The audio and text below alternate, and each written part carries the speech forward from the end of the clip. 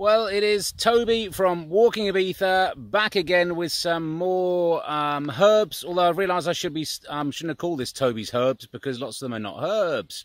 This one I thought it actually finished for the season. We're now May the 7th, 8th, 9th. I actually don't know, something like that. Still in lockdown.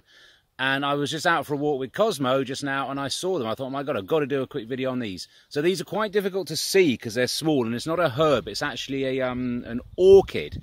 So Ibiza has some pretty amazing orchids and people come from all over the place just to come and find these special orchids. And if you don't know much about orchids, I'm going to explain how an orchid developed and what it actually does to pollinate itself. It's really, really, really an amazing little plant.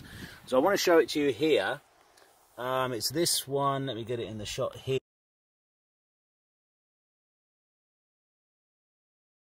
And I know it's a little bit difficult to see. And if you can't see it, I'm going to post some photos as well so you can see it a bit clearer. This is called the Bee Orchid. So it's an amazing, amazing plant. There's one here and there's another one just here. And unbelievably, orchids have developed. Maybe start again. All plants need an insect or an animal or something to come to them to be able to pollinate them, to mate.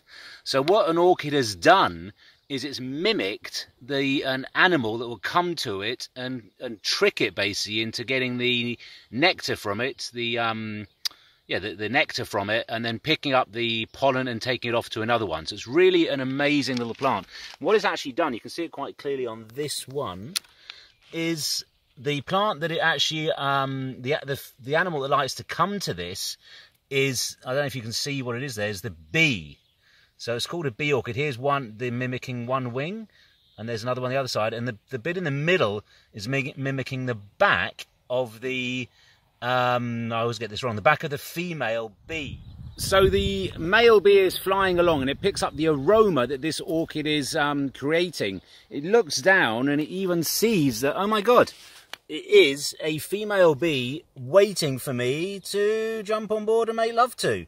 So the male bee jumps on board, has its end away, in doing so picks up a bit of nectar, picks up a bit of the pollen, and then when he's finished she goes off and does the whole thing again to the next one or another one. So the male bee must be thinking, oh my God, this is just heaven. I've got all these female bees to jump on and do it. So, but nature is that incredible. That's what it's doing.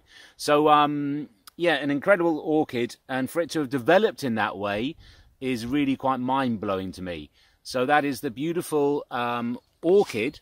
And there on the island there's also a spider orchid, and there's also a beetle orchid. I've never actually found them, but these, they like to grow by the side of walls. So I'll just turn you around here slowly.